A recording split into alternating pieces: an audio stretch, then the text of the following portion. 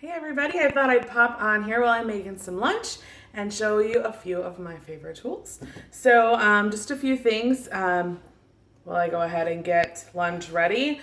I typically prepare my lettuce ahead of time. So what I do is I cut it all up, I put it in the salad spinner, I rinse it really well and spin it really well. That's the most important part so it doesn't start to break down. And then I put it in a Ziploc bag with a dry paper towel, and that's gonna keep my lettuce nice and crisp.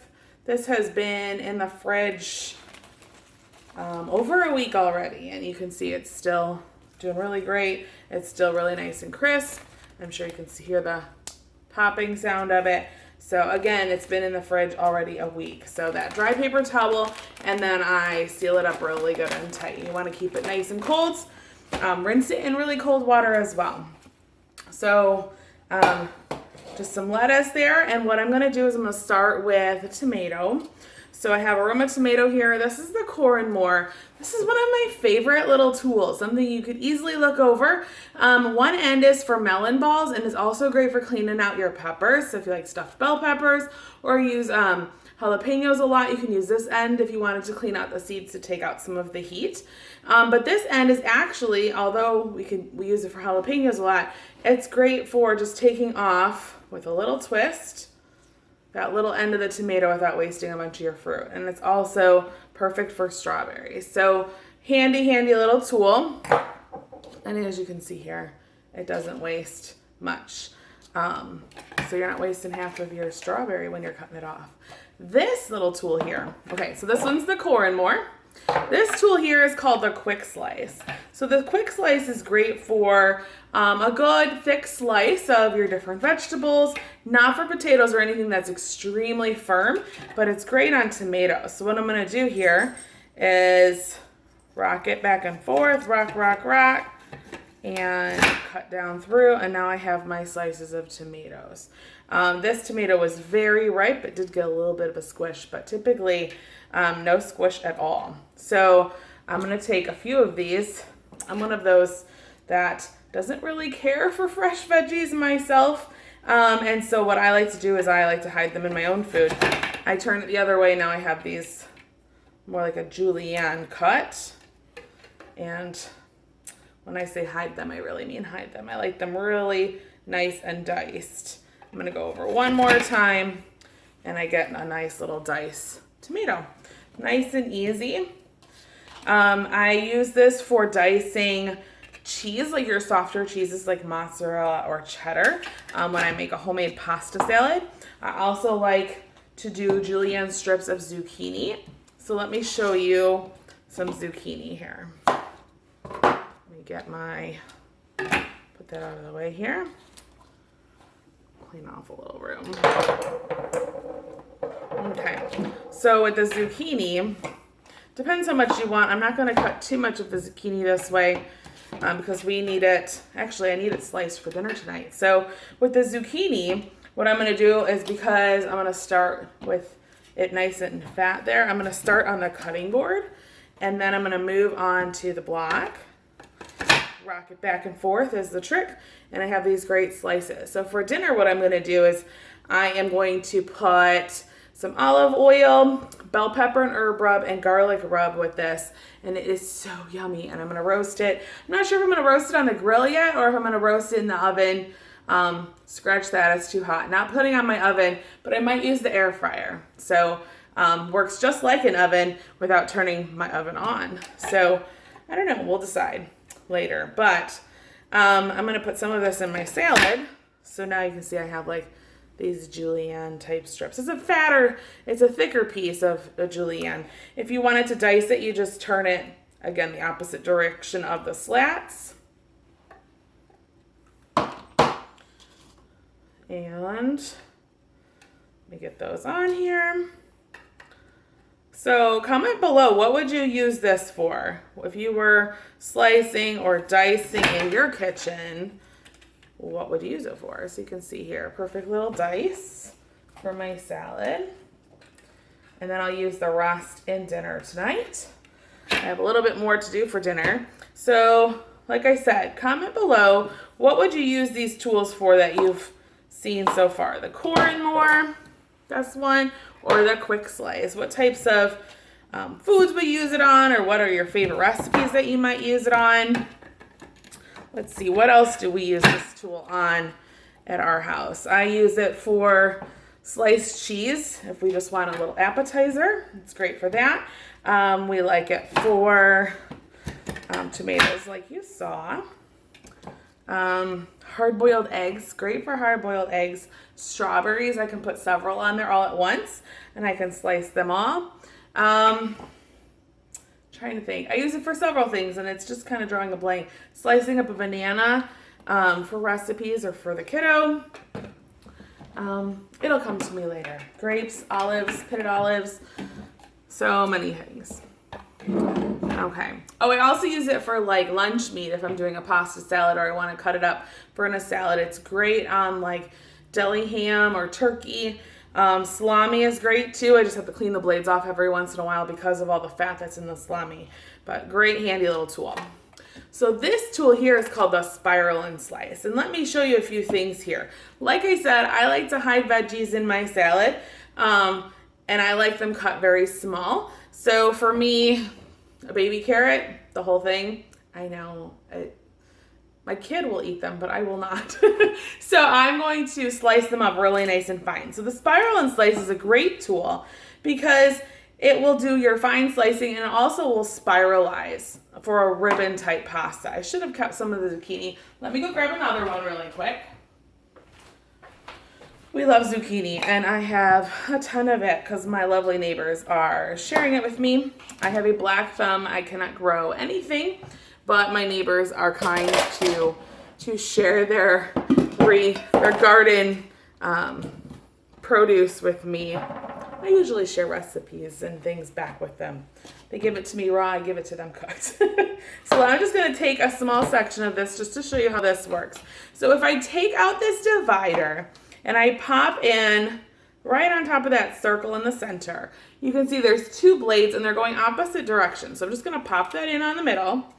And then this part that you hold, sorry, my hands are slimy from the zucchini, it has these little prongs, and these little prongs are gonna grip your food. So you wanna make sure it's good and stable, stand your food up, and it's not all the way in. You can do it this way or you can cut smaller pieces. But what I'm gonna do is as I turn it, it's a little awkward until you get down into the base. But as you can see, it gives me a beautiful spiral. So what kinds of things would you use this for? Maybe you like zoodles and this will give you a larger cut zucchini noodle. We have several different types of tools that cut all different shapes if you like your veggie noodles. So that's great for this, but also it's great for like a good spiraled potato. This is a great tool that the kids can help with too because your hands aren't near the blades, so they can twist it for you. And as you can see, I mean, it barely used any of it at all. That's all that it used from that little bit, and it just leaves a little tiny bit from the seeds left over. Okay, so let me show you how I'm gonna use it for my salad. I could do this with my salad and slice it in half and I could have thin little slices, but to save on some time, what I can do is I can load some carrots in one side with the divider in there. You could do a piece of onion. So I have onion here. I do like onion.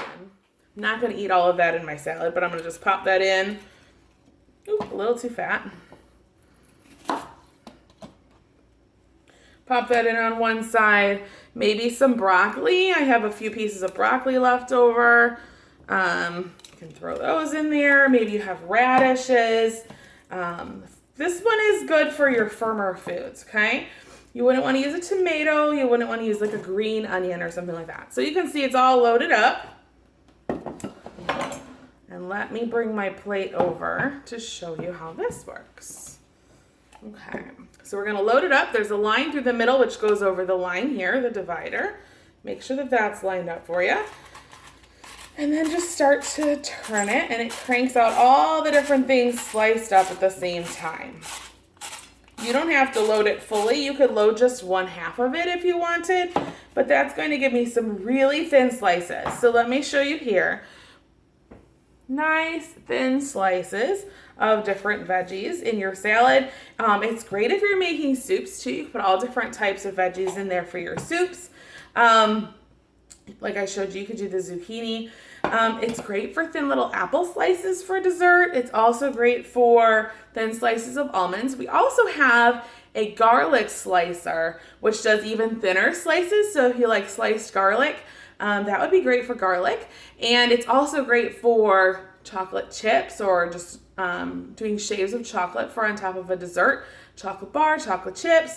It's also great for almonds as well. So I'm going to just put this in a baggie, and then when I have a salad with my dinner, it'll be ready to go and I can cut it fresh.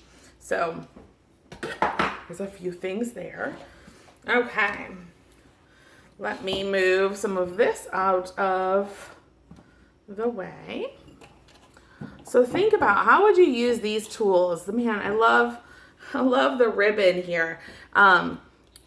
Also can have fun with that ribbon for apples as well. So if you have an apple core, just cut the core out, and then you could spiral your apple and sprinkle some cinnamon in between the different layers and bake it, and that would be really yummy too.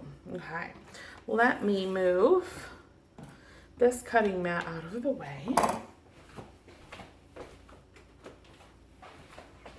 And then I have the cutting board sitting underneath because I knew I would need more than one. So another handy little tip for you is if you have our cutting boards, the white ones, the older ones don't have the gray silicone grip around the edge. These do have a silicone grip to keep them from sliding around. But if you started to notice some staining in your board, maybe it's from carrots or from curry or sweet potatoes, things like that are starting to leave staining marks. There's a couple different things. If it's just a stain, you can stick it outside in the sunshine or in your window in the sunshine for an hour or so, maybe a couple hours, and it'll naturally bleach out the color that's in your board because it's not harboring bacteria, it's just staining the surface, okay? If you are noticing a lot of scratch marks in the surface of your cutting board, there is another option that you have. Now, we want scratch marks or cut marks left in the surface of our board because it's super important that you're not dulling out your knife when you're using it. So you do want to see cut marks left in the surface. If you're not seeing cut marks left in the surface, you're actually dulling out your knife every time you use it. But over time, your board might start to catch food or be harder to clean. You might notice some remnants if you clean with like a sponge or a cloth, some different fibers being left behind because it's starting to get rough to the surface. And what you can do to fix that, you don't need to buy a whole new cutting board. You can actually grab sandpaper from out of the garage, out of the shed, just regular old sandpaper from the hardware department. And you're just gonna sand down the surface of it until those scratches nearly disappear. And that is completely safe to do. It'll give you a whole new cutting board and you continue to use it for years and years to come. You do not need to buy another one. Another great reason why I love our cutting boards and no bacteria is being harbored in there. You can throw them in the dishwasher, you can scrub them up by hand. Love these boards, okay? And this board is a large groove cutting board, and on the reverse there is a groove. So they're double-sided and the grip keeps them from sliding. But this groove holds 3/4 of a cup of liquid. Fantastic if you're cutting a pineapple or a watermelon or a hot juicy roast. It'll help catch all of those liquids for you. 3/4 of a cup is a lot of liquid. It doesn't look like it would hold that much, but it really does. So we do that, and then we save the juices from our fruit to either drink or throw them in with a smoothie, freeze them into ice cubes for a smoothie. Lots of great ways to use it. So here's my salad, and I'm gonna make a quick homemade dressing. Let's see here. I'm going to do, there's a simple creamy dressing and a simple vinaigrette dressing right on the bottle. This is our new measure, mix, and pour. There are other recipes that come with it, but I'm going to use the vinaigrette today. So we're gonna start out, unscrew, and white wine vinegar to the bottom line. What's your favorite kind of dressings? Go ahead and put that in the comments as well. I like vinaigrettes personally. I love a really good Italian dressing. I'm not much for ranch dressing on my salads, but I do like ranch dressing Oh, that used up the rest of that bottle. I do like ranch dressing for like dipping and things like that. And the homemade ranch dressing that comes with this is really, really tasty. And it's also really low in fat and sugar. So it's actually lighter than a light dressing at the store. And I love that you can doctor it up even more if you want. But it's really, really good just the way that the recipe follows. So I need a tablespoon of Dijon and a tablespoon of honey. So I'm using the mini measure all cup. These are the mini easy read measuring cup. So you read it from the top down. You don't have to constantly check the measurements. This is the new mini. It comes with the set and it's also available separately. And this one does 4 tablespoons. So it's really small. It's great so you don't have to mess with measuring spoons, especially if you're dealing with liquid. For this task, I typically would use my measure all cup, my mini measure all cup. However, I'm not sure where that disappeared to. I have a feeling it might be hidden with all the dragons and the Lego warriors in my son's room. Not quite positive, but he was using it the other day. So I have a feeling that's where it disappeared to. You know, Pampered Chef is for all sorts of uses. Anyway, another tablespoon of honey. So I'm just going to measure on top 1 tablespoon of Dijon, 1 tablespoon of honey.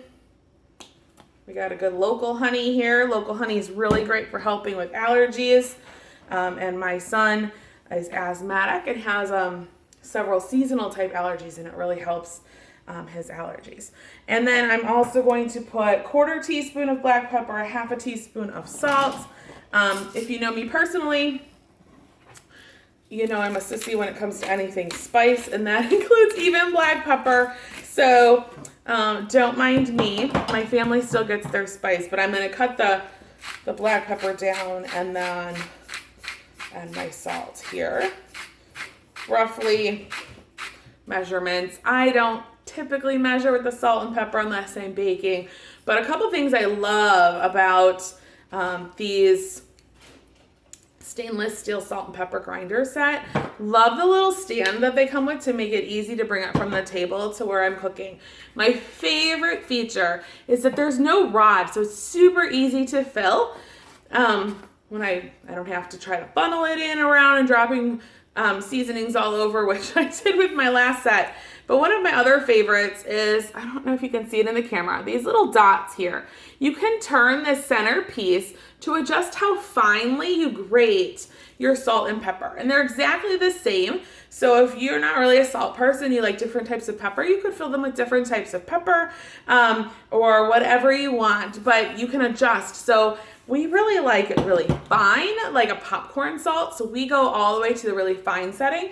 But if we're topping things like maybe a pretzel or something that needs a thicker cut of salt, then I could just easily turn it and it'll grate it to a thicker cut of the salt. So I'm going to add this in here. And again, this is 1 tablespoon of honey, 1 tablespoon of Dijon mustard.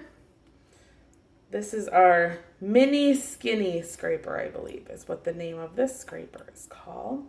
It has a short handle. We also have just a skinny scraper, which has a long handle. See, the measure all cup would be fantastic for this, just because you would just push the plunger and it would just go right into the container without having to scrape it out and dirty another tool. I have to put that one straight into the sink. I hate sticky messes. And then we fill up to the top line here with olive oil. Now I personally have, this is a sun roasted tomato and basil olive oil that I have here on hand. And I thought that would be really yummy. So it takes quite a bit of oil to finish it up to the top here. I don't like to use quite the full amount of oil to help cut down on the amount of oil that's in the dressing. However, you could fill it up. You could use whatever kinds of oils or vinegars you'd like to change it up. I think a balsamic would be really yummy as well. And again, you can adjust things. It's just a basic, simple recipe to kind of get you an idea going, okay?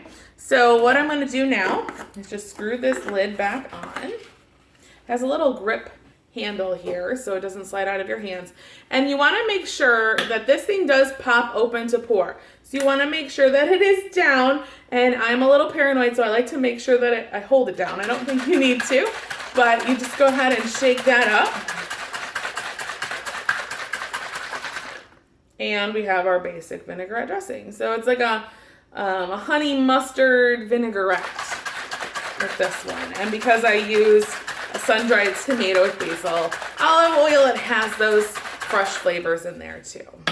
Okay, and then just pop it open. And that's it. Seal it up, throw it in the fridge, and we've got dressing for the rest of the week. That's just a quick to do on my salad. Of course, it's quicker if I'm not talking through the whole thing, but really quick and easy way to add some fresh veggies into your diet, especially even if you don't like fresh veggies. You can cut them nice and small to sneak into your kids' food as well, or to add to different soups and salads. So thanks for joining. Comment below with the favorite tool that you saw while I was fixing up my lunch today. So did you like the corn more? Did you like the quick slice? How about the salt and pepper grinder set? Or we have that spiral and slice that made that awesome ribbon noodle. Or the measure, mix, and pour for fresh and homemade salad dressing. So lots of great tools. Don't forget the cutting board and the fantastic cutlery. I love these.